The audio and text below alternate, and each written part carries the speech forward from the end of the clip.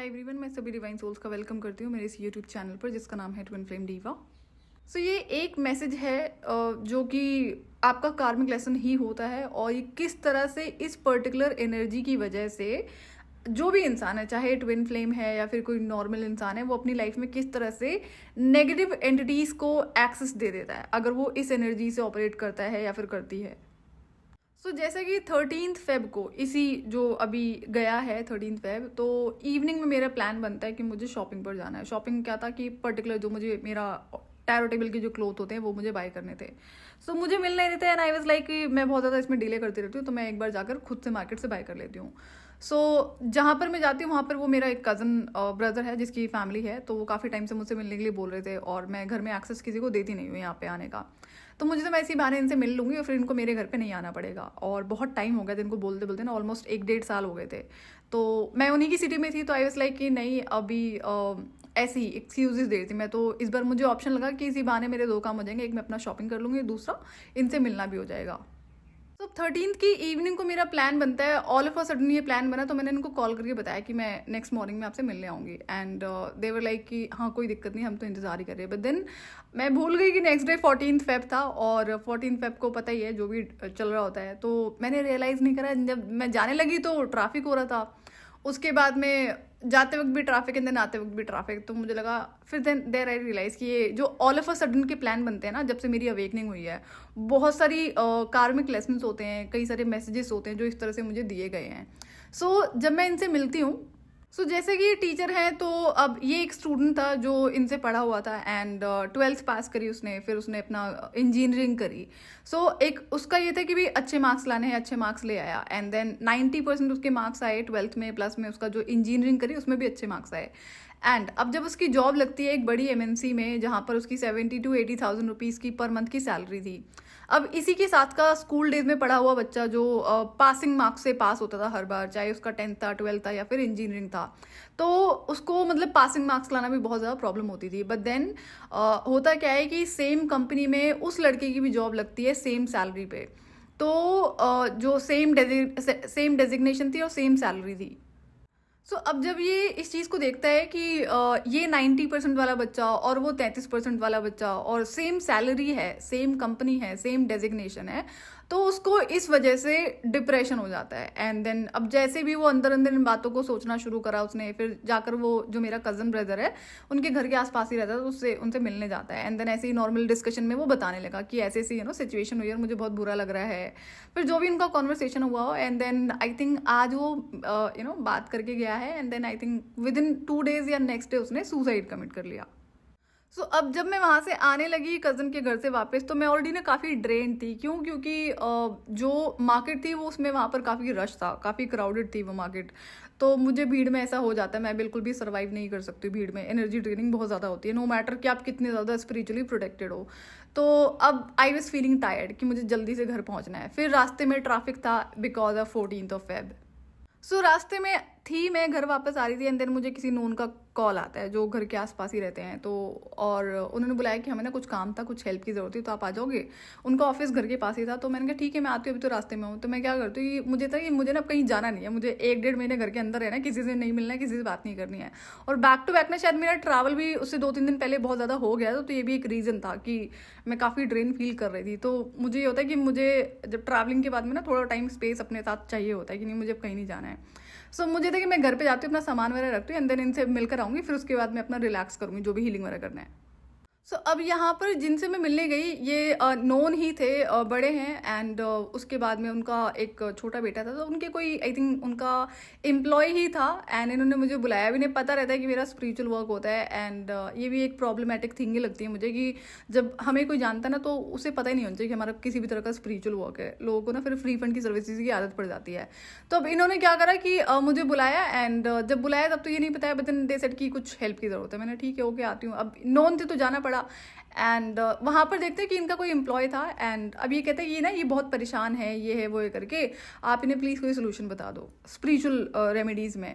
तो मैंने उससे ना सवाल करे। अब ये लड़का क्या था कि इसमें भी आपको काफ़ी कुछ सीखने को और समझने को मिलेगा। तो ये 25 साल का लड़का था और इसको काफ़ी सारे इश्यूज़ क्यों थे कि जैसे इसको हेल्थ इश्यूज़ रहते हैं एंड करियर में कुछ ज़्यादा नहीं है। अब मैं पूछना शुरू करती हूँ तो ये बताता है कि पहले किसी ये मंदिर में रहता था जहाँ पर ये काफ़ी पूजा पाठ करता था, जो मॉर्निंग और इवनिंग की पूजा पाठ होती है, मंदिर में ही इसका रहना था। तो इस कहते हैं कि सर्विस करना, तो कुछ काफ़ी टाइम तक इसने वो काम करा है एंड देन अचानक से फिर ये जॉब में आ जाता है। अब जॉब में आता है तो इसको नहीं टिक पाता है कि कभी कोई प्रॉब्लम हो रही है तो कभी कोई प्रॉब्लम हो रही है एंड देन फिर ये बोलता है, इसका मन करता है अचानक से ना ये सब कुछ छोड़ दे या फिर अपनी लाइफ को ख़त्म कर ले। तो जब वो कहता है कि उसका ना ये बहुत फ्रीक्वेंट थॉट आता है कि ना वो अपनी लाइफ को ख़त्म कर ले। एंड आई वाज लाइक, अभी तो मैं एक इंसिडेंट सुनकर आ रही हूँ, वो भी यंग लड़का ही था, सेम ऑलमोस्ट सिमिलर एज का ही था, जो इंजीनियर बन चुका था, उसने अपनी लाइफ को एंड कर लिया। तो अब मैं इसको फिर सुनती हूँ तो ये कहता है कि इसका करियर में कुछ अच्छा नहीं हो रहा और ये बहुत पूजा पाठ भी करता है, स्टिल इसका कुछ भी अच्छा नहीं हो रहा है। लेकिन इसका जो छोटा भाई है ना, वो पूजा पाठ भी नहीं करता है और वो बहुत अच्छे पैसे भी कमाता है एंड वो भी इंजीनियर है और लाखों में उसकी सैलरी, और खूब लुटाता है वो घर के फैमिली मेम्बर्स पे, जिसको जो पैसे चाहिए कभी वो मना नहीं करता है। तो ऐसा क्यों है कि मैं बहुत पूजा पाठ करता हूँ और इसके साथ कुछ अच्छा नहीं हो रहा है और उसके भाई के साथ में बहुत अच्छा हो रहा है, सब उससे बहुत खुश रहते हैं। यहाँ पर सिमिलर चीज़ देखने को मिलती है कि वहाँ पर वो लड़का भी जिसने अपनी लाइफ को एंड कर लिया, वो भी कंपैरिजन कर रहा था, कंपैरिजन में गया है, और ये लड़का भी अपने भाई से कंपैरिजन करता है और ये बड़ा है और छोटे भाई से कंपैरिजन करता है। तो ये है तो जेलिसी ही, और जब इंसान कंपैरिजन करता है तो जेलिसी ऑटोमेटिकली क्रिएट हो जाती है। तो फिर अब यहाँ पर मुझे थोड़ा सा, मैं डिस्कशन इससे ज़रूर करती हूँ, तो मैं इससे पूछती हूँ कि भाई जो पहले आप करते थे वो आप में उन चीज़ों में अब आप क्या कर रहे हो। तो फिर वो कहता है उसने अपना बर्थ चार्ट कहीं पे दिखाया था, तो उसमें कई सारी इश्यूज उसको बताए हैं एंड देन ग्रह दोष बताया है, तो उसने उन सारी पूजाओं को भी कराया और बट उससे कोई फ़र्क नहीं पड़ा। तो और जिसने भी इसको बताया था उन्होंने बोला कि तुम्हें ये 6 महीने या साल भर करना पड़ेगा। तो कहते कौन करेगा 6 महीने साल भर, कौन करता है इतना काम। और एक वो मेरा भाई है जो बिना कुछ करे सब कुछ है उसके पास में, पैसे भी बहुत हैं और सब उसे प्यार भी बहुत करते हैं एंड सब पे खूब वो पैसे लुटाता है। तो प्रॉब्लम ना इस लड़के में थी। तो इसको क्या था कि इसने जो इसके पास इसने कई गलतियां करी, जहाँ पर एक तो ये जो पूजा पाठ करता था मंदिर में, जब ये बाहर आकर रहना शुरू होता है तो इसने सब कुछ छोड़ दिया और आने के बाद में इस लड़के ने नॉनवेज भी खाना शुरू कर दिया, ऊपर से जात का ब्राह्मण। तो अब क्या होता है कि इट्स नॉट अबाउट कि आप कौन हैं, ब्राह्मण है क्षत्रिय है कौन है, आप नॉनवेज खा रहे हो तो आप नेगेटिव एनर्जीज को तो वैसे भी एक्सेस दे रहे होते ना अपनी बॉडी में। तो अब क्या था कि ये पे इसकी पहली गलती थी। तो जब आप सोचो, अगर आप किसी तरह की स्पिरिचुअल सर्विसेज में लगे हुए हो जहाँ पर आप कर रहे हो सर्विस, है ना, आपका मन भी लग रहा है, खुद भी कह रहा था कि मुझे बहुत अच्छा लगता था वो करके और मैं खुश नहीं हूँ अब इस जॉब प्रोफाइल में, और कहीं पे भी खुश नहीं रहता है वो। तो मैंने कहा चलो ठीक है आप जॉब करो, बट आप मॉर्निंग और इवनिंग की पूजा करते हो? कहता नहीं। ओके, एंड नॉनवेज खाता है कहो तो, और हर ऑल्टरनेट डे पे वो नॉनवेज खाता है। पूजा पाठ में कोई भी चीज़ें नहीं है। और अब जो ग्रह दोष होते हैं, चाहे मून का है, तो जब ये चीज़ें नेगेटिव होंगी, ऊपर से आप और इस तरह से नॉनवेज खा रहे हो, पूजा पाठ नहीं कर रहे हो, तो वो नेगेटिविटी की जो एनर्जी है वो तो बढ़ती जा रही है ना, वो कम थोड़ी होगी। अब ये ना कोई अनोखा केस नहीं था मेरी लाइफ में, इससे पहले भी कई चीज़ें देख चुकी हूँ मैं। जैसे कुछ एक पर्टिकुलर कैटेगरी एग्जिस्ट करती हुई देखी है मैंने ह्यूमैनिटी में, कि उनके लिए स्पिरिचुअलिटी और स्पिरिचुअल जो पावर्स होती हैं या फिर जो स्पिरिचुअल रिचुअल्स होते हैं, उनका मतलब है कि एक बार करो और एकदम 100% रिजल्ट आ जाने चाहिए, इनको दोबारा मेहनत नहीं करनी पड़े। तो ये उस कैटेगरी में आता था। ऊपर से कंपैरिजन, देखो एक होता है, अलग अलग कैटेगरीज होती हैं इंसानों की, तो मैं देख रही थी, मैंने कभी कंपैरिजन नहीं करा है and this is a greatest thing in my life. अब ये एक रियलिटी है। देखो क्या होता है, हर तरह की ना स्पिरिट्स होती हैं, तो स्पिरिट ऑफ जेलिसी होती है। तो जहाँ पर कंपैरिजन एक इंसान करना, अपने आप तो कंपैरिजन नहीं होना शुरू हो जाता ना, इंसान खुद करता है। तो जब वो करना शुरू करता है तो वो धीरे धीरे बढ़ेगा उस एनर्जी में। इससे क्या होता है, जो स्पिरिट ऑफ जेलिसी होती है वो इंक्रीज होना शुरू हो जाती है। इसमें भी कई लेवल की स्पिरिट्स होती हैं जेलिसी में। फिर क्या होगा, फिर इंसान आगे बढ़ेगा इस नेगेटिविटी में, अगर इस चीज़ को वो कंट्रोल नहीं करता है तो। और इस लड़के की जो जेलेसी थी वो एक्सट्रीम पॉइंट पर पहुंची हुई थी अपने छोटे भाई से, उसके करियर की वजह से, उसके फाइनेंसिस की वजह से। तो उसको मैं वहाँ पर बताती हूँ कि जो रियलिटी है प्लैनेट पे, जो मैंने अपनी 10 साल की जर्नी में देखा है ना, एक भी इंसान ऐसा नहीं है जो ये देखो, पहली बात तो काफ़ी सारी चीज़ें यहाँ पे सरफेस पे क्रिएट करी जा रही हैं जो ह्यूमैनिटी का पार्ट है। तो ऐसा कोई भी इंसान नहीं है जो बिना स्पिरिचुअल प्रैक्टिसेस के मनी अर्न कर लेगा या फिर अपनी लाइफ में टिका लेगा। तो अगर वो कर भी लेगा ना अर्निंग, तो वो कहीं ना कहीं से ड्रेन होता रहेगा, वो जो मनी एनर्जी है उसकी लाइफ में। तो स्पिरिचुअल प्रैक्टिसेस का रोल था, है और रहेगा हर इंसान की लाइफ में। लेकिन एक अलग कैटेगरी देखी हुई है मैंने, जो एक्सट्रीम लेवल पे स्पिरिचुअल प्रैक्टिसेस में इन्वॉल्व होती है और उसकी वजह से उनकी लाइफ में होती हैं वो जो चीज़ें, चाहे थोड़ी है चाहे ज़्यादा हैं, होती हैं जो रिसीव हो रहा होता है, और ये बात उनको अच्छे से पता होती है। लेकिन ये वो ऐसे लोग होते हैं सरफेस पे जो सबको जाकर बताते हैं कि ये चीज़ें नहीं करनी चाहिए, ये तो ढोंग होता है, अंधविश्वास होता है, ये तो इससे कुछ नहीं होता है। ये स्पेशल कैटेगरी मुझे दिखाई गई थी मेरी 10 साल की जर्नी में। तो फिर मैं उसको ना वहाँ पर जो भी बताना था रिचुअल रेमेडीज एंड और एंड देन थोड़ा बहुत उसको मुझे सुनाना भी पड़ता है कि लाइक करना आपको मेहनत नहीं है, और आप ऐसे इंसान है जिसको बिना कर्म के फल चाहिए। तो अगर आपके बर्थ चार्ट में इशू है, भाई बर्थ चार्ट में अगर इशू होता है तो अगर आपने अपनी आदतों को सुधार के रखा होता ना, तो आपको जनरली कोई रिचुअल और रेमेडी करने की ज़रूरत नहीं पड़ती। अब मैस्कुलिन है तो उनकी लाइफ में एक गलती की वजह से उन्होंने बाकी सारी चीज़ें भी खराब करी हुई होती हैं, तो स्पिरिचुअल प्रैक्टिसेस तो फिर करनी पड़ती हैं। तो उसको ये था कि फिर वही बात हो गई कि फ्री फंड की सर्विसेज चाहिए होती हैं लोगों को, अननेसेसरी का मेरा टाइम और एनर्जी वेस्ट किया। तो मैंने कहा ये जो चीज़ें आपको बताई गई थी, जिसने पहले बताई है, तो आपने तो करी नहीं है, आपको तो लगा आप एक बार कर लो बस हो जाएगा, उसमें रिजल्ट आ जाने चाहिए। तो ये सिक मेंटालिटी के लोग होते हैं एंड जिन्हें बिना कर्म के फल चाहिए, और ऐसा इंसान तो जेलसी से ऑपरेट करता ही करता है। बट यहाँ पर जब मैं सोच रही थी कि आज एक दिन के अंदर मुझे सेम इवेंट दिखाया गया है, सो यहाँ पर जो लेसन है ट्विन फ्लेम्स के लिए, स्पेशली सारे ट्विन फ्लेम्स को पता होगी ये बात और ऑब्जर्व करी होगी आपने कि अननेसेसरी जो लोग होते हैं वो आपकी तरफ जेलिसी थ्रो करते हैं बिना किसी रीज़न के। सबसे पहला रीज़न है आपकी जो इनर लाइट है। ये हर इंसान इनर लाइट को देख सकता है, मैंने इसको बहुत बार ऑब्जर्व किया है। सो आपको पता है कि आपकी तरफ तो ऑलरेडी इतनी तरह की एनर्जीज हर इंसान की तरफ से थ्रो करी जाती है, चाहे नेगेटिविटी है, जेलिसी है, हेट्रेड है।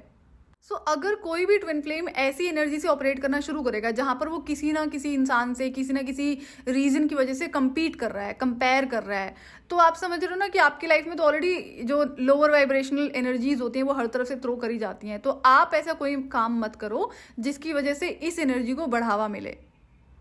सो यहाँ पर लेसन क्या है कि देखो, अगर कभी एग्जाम्पल की, चलो ठीक है, कई बार होता है कि नेचुरली है कि कोई कंपैरिजन आपके मन में एक बार आया, तो अगर कोई ऐसी एनर्जी आपके मन में आ भी जाती है तो आपको उसके साथ जीना थोड़ी शुरू कर देना। आप उसके साथ अपने साथ कॉन्वर्सेशन करो कि नहीं नहीं ये गलत थॉट प्रोसेस है और ये मेरे अंदर नहीं होना चाहिए।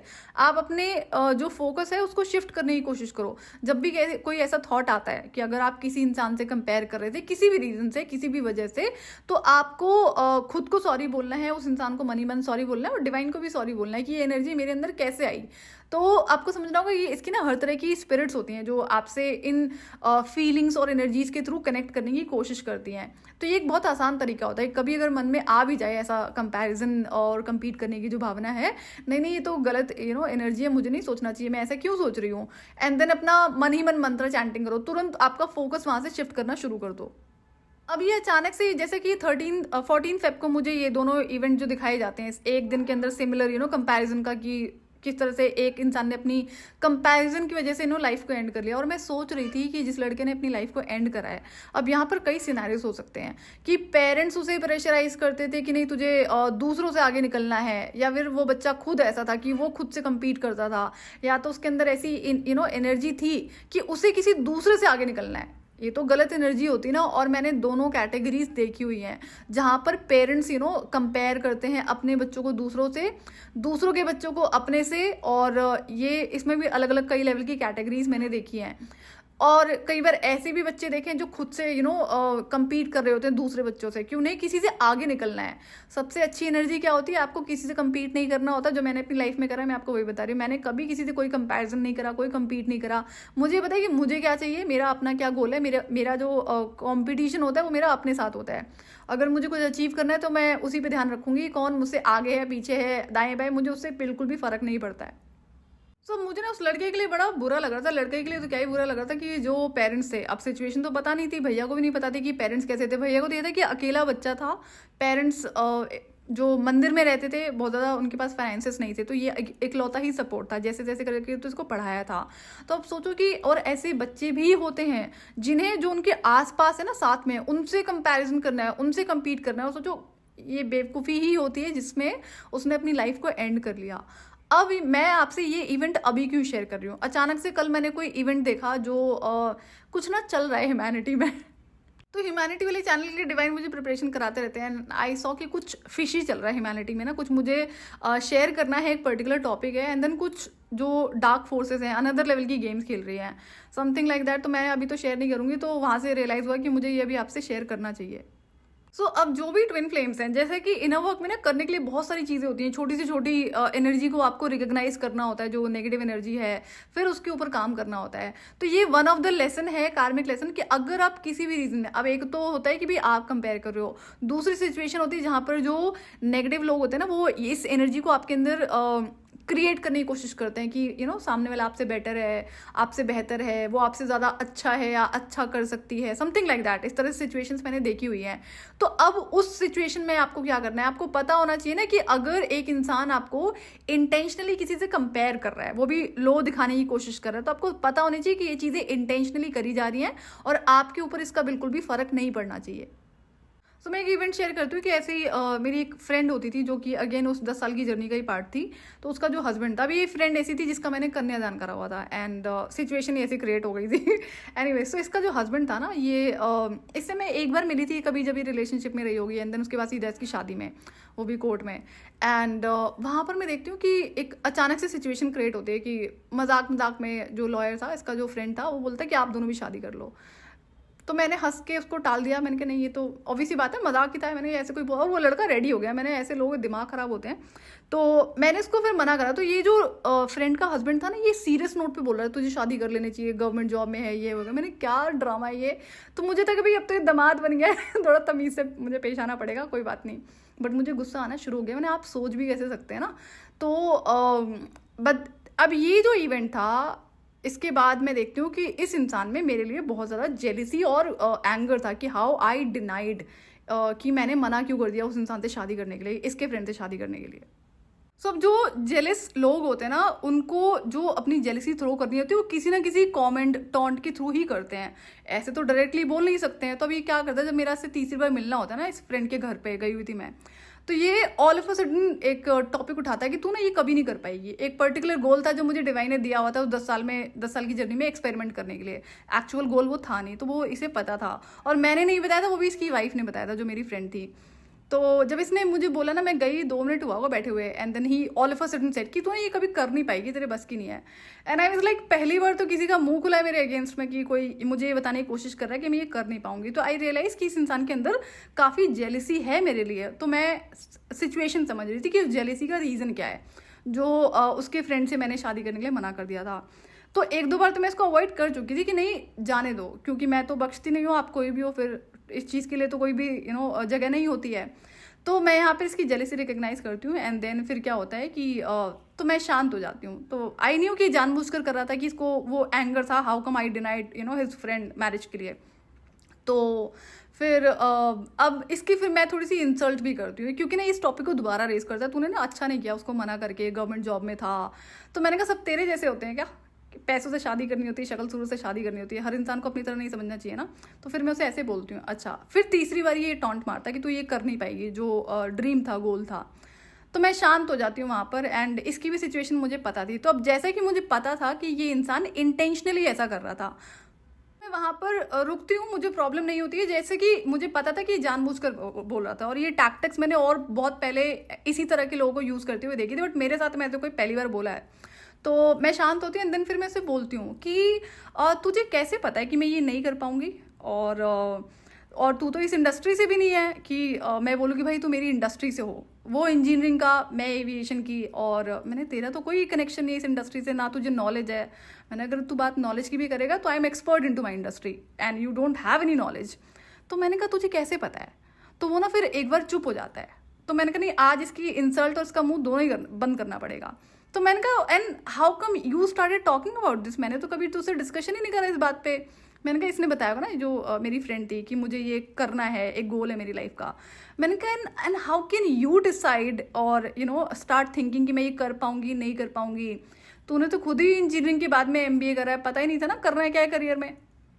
तो अब ये जो फ्रेंड थी ये वहाँ पर थी और वो सुन रही थी सारी बातें, तो उसको पता तो था कि मैं तो कभी ऐसा हुआ ही नहीं लाइफ में कि मुझे कभी किसी ने इस तरह से बोला हो, क्योंकि लोगों को पता रहता है नहीं बोल सकते हैं, क्योंकि मैं खुद ऐसे काम नहीं करती ना किसी को। मैं तो उनमें से हूँ जो लोगों को अप्रिशिएट करती हूँ कि हाँ भी उसका जो मोटिवेशन है वो बढ़ाया जाए। अगर एक अच्छा इंसान है, कुछ करने की कोशिश कर रहा है या मुझसे हेल्प हो सकेगी उसके करियर में, तो मैं तो ऐसी ही रही हूँ। मैंने तो कभी किसी को डिमोटिवेट नहीं करा है। तो अब इसका क्या था, इसकी जेलिसी इससे हैंडल नहीं हो रही थी, इसने इस तरह से टॉन्ट मारा और ये तीसरी बार था। तो मैंने कहा 2 बार इज्जत कर ली ना बहुत है, तीसरी बार नहीं हो सकती है। तो इसकी जो वाइफ थी, जो मेरी फ्रेंड थी, कहती तुम दोनों लड़ रहे हो। मैंने कहा नहीं नहीं लड़ नहीं रहे। तो फिर वहाँ पर जब मैं इसको इस तरह से इंसल्ट करती हूँ ना, वो भी प्यार से, मैंने कहा भाई तू कैसे बता सकता ना, मैं जानने में इंटरेस्टेड हूँ। जिसे खुद के करियर में इतनी कन्फ्यूजन, जो इंजीनियरिंग में 4 साल लगाए, उसके बाद में 2 साल का MBA करा, फिर भी नहीं पता है कि कहाँ पर जाना है, कौन सी कंपनी में जाना है। और ऑलरेडी मैं इस टाइम पे एक बहुत बड़ी MNC में HR में काम कर रही थी। मैंने कहा I am already well settle. तो और ऊपर से मैं अपनी इंडस्ट्री की पूरी नॉलेज रखती हूँ, तुझे तो उसका 0% भी नॉलेज नहीं है। तो फिर वो वहाँ पे चुप हो जाता है। इसके बाद क्या करता ना, इसने दोबारा मुझे कुछ नहीं बोला। अब इसकी जेलिसी ऑब्वियसली बात है खत्म तो नहीं हो गई थी, बट इसको इतना समझ में आया कि ये मैसअप नहीं कर सकता है मुझसे। तो अनदर जब ये नेक्स्ट टाइम मुझसे मिलता है ना, तो ये क्या करता है कि अब जैसे मैंने मॉडलिंग के कुछ प्रोजेक्ट करे हुए थे और ये एक एक्सपेरिमेंट था, मेरा मॉडलिंग में जाने का कोई इरादा नहीं था, बट वो एक अनदर लेवल की चीज़ें हैं। तो वहाँ पर क्या होता है, कुछ ऐसे डिस्कशन हो रहा होगा, या जो फ्रेंड थी इसी को बताया था कि इस मूवी का ऑफर था।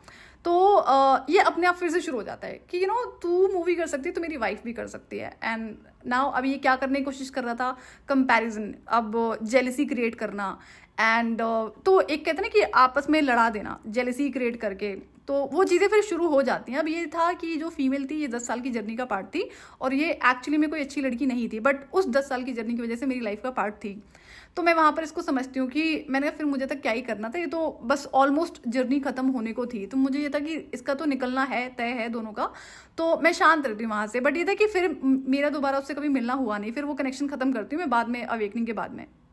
तो मेरी लाइफ में ये इकलौता ही इंसान था जिसका कभी इस तरह से मुंह खुला, वो भी आउट ऑफ जेलेसी। तो ये जो जेलेस लोग होते हैं ये ट्रिक्स्टर्स होते हैं। ये इस तरह से एनर्जीज क्रिएट करते हैं ताकि आपको गुस्सा आएगा या फिर आप इनसिक्योर होना फील होना शुरू हो जाओगे।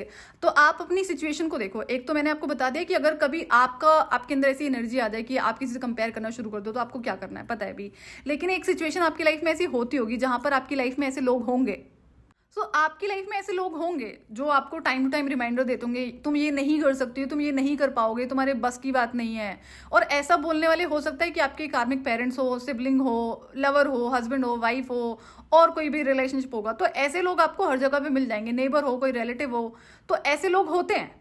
ये एक ऐसी एनर्जी है जिसको पहले तो आपको रिकग्नाइज करना होता है और देन उसके ऊपर काम करना होता है। बट जनरली जो मैंने देखा है, चाहे ट्विन फ्लेम्स हैं या फिर बाकी लोग हैं, अगर उन्हें कोई ऐसा बोलता है ना, तो वो क्या करते हैं, वो इनसिक्योर फील होना शुरू हो जाते हैं।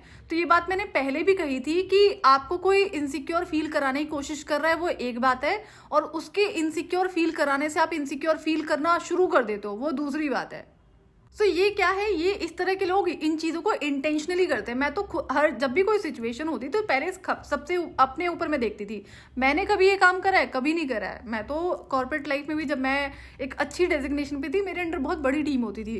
तो जो एम्प्लॉयज़ होते हैं फिर वो देखते हैं, आप सोचो उनको अगर डीमोटिवेट करोगे तो वो इंसान काम कर पाएगा। या कोई बच्चा है, वो आप उसको डीमोटिवेट कर रहे हो, तब वो क्या वो पढ़ पाएगा, क्या वो अच्छा स्कोर कर पाएगा। तो अगर चलो उसके अच्छे मार्क्स नहीं भी आए, उसने कितनी मेहनत करी है, तो कोई भी सिचुएशन हो, मतलब मैंने तो कभी पर्सनली ये काम नहीं करा है किसी को डीमोटिवेट करने का। अंटिल कोई मैस कर रहा होगा, मैस तो गलत लोग ही करते हैं, फिर वहाँ पे सिचुएशन अलग हो जाती है। बट मैं देख रही थी कि ये जो चीज़ें होती है ये इंटेंशनली करी जाती हैं। जो कार्मिक पेरेंट्स हैं, जो इनसिक्योर होते हैं, कई तो बहुत दुष्ट होते हैं, ईविल होते हैं, तो जब वो लोग इस तरह की बातें बोलते हैं, तो जो चाहे ट्विन फ्लेम है, तो वो बेचारा क्या होता है कि एक्चुअली में उसको सही मान लेता है। कि क्यों मान लेता है, क्योंकि उस इंसान के पास में बहुत बड़ा टाइटल है, भारी भरकम टाइटल है पेरेंट्स होने का। तो वो टाइटल आपके दिमाग पे भारी होता है, इसलिए आप इनसिक्योर फील होना शुरू कर देते हो। या ये जो बोल रहे हैं ये सच ही बोल रहे होंगे, सही बोल रहे होंगे, कैसे सही बोल रहे होंगे, ये भी तो सोचा करो। एक और जो कई सारे ऐसे एक्सपीरियंसेस देखे हैं, जो अब मैं तो एक्सपीरियंसेस से ही बता रही हूँ, जो 10 साल की जर्नी में इतने सारे जो एनर्जी वैम्पायर्स, डार्क लोग असाइन हुए थे। तो ये चीज़ें लोग इंटेंशनली करते हैं आपको गुस्सा दिलाने के लिए, आपको इनसिक्योर फील कराने के लिए। जब आप इनसिक्योर फील करोगे तो आप लोअर वाइब्रेशन में जाओगे, और हो सकता है कि आप पीपल प्लीजर बन जाओ। आप उसको ज्ञानी समझ लो जो आपको ये बता रहा था कि आप ये नहीं कर पाओगे, फिर आप उसकी आरती उतारना शुरू कर दो। पीपल प्लीजिंग में कई चीज़ें होती हैं कि आप उसको ज़्यादा चेस करोगे। तो ये चीज़ें इंटेंशनली करी जाती हैं आपको चेजिंग मोड में लाने के लिए, आपको इनसिक्योर फील कराकर लोअर वाइब्रेशन में थ्रो करने के लिए। और एक कार्मिक का तो काम होता है। तो मैं ये जो लड़का बता रही हूँ आपको, जिसने ये इस तरह से उसकी जेलेसी उससे हैंडल नहीं हो रही थी और 2-3 बार ये कोशिश करता है मैसअप करने की इस तरह से, और खुद से कॉन्वर्सेशन स्टार्ट करता है। मैंने तो कहा इंसान, आई वाज लाइक कि भाई ठीक है, अब शादी इसकी हो गई, मैंने कन्यादान करा तो दामाद लगता है। मैंने भाई कोई भी लगता हो, आप घर के हो बाहर के हो, गलत चीज़ों की जगह नहीं है मेरी लाइफ में। तो अब अगर मैं इसका मुंह उस टाइम पे नहीं बंद करती तो वो फिर से दोबारा उस चीज़ को इनिशिएट करता, और जो कि होता है। इतनी बेइज्जती इंसल्ट करने के बाद भी उसने क्या करा कि जो कंपैरिजन ट्रिक होती है ना, कि दो लोगों के बीच में एक दूसरे से कंपेयर करना, वो फ्रेंड उस टाइम के लिए अच्छी फ्रेंड थी, बट मैं बाद में देखती हूँ कि टाइम टू टाइम उसके अंदर बहुत एक्सट्रीम लेवल पे जेलसी डेवलप हो जाती है। तो अब फिर रियलाइज होता है कि मैं खुद को ध्यान दिलाती हूँ कि मैंने कहा भाई वो कोई बहुत अच्छी लड़की थोड़ी थी, वो तो 10 साल की जर्नी का पार्ट थी, तो गलत लोग ही तो साइन हुए थे, तो ये कोई अचानक से तो क्रिएट हो नहीं गया।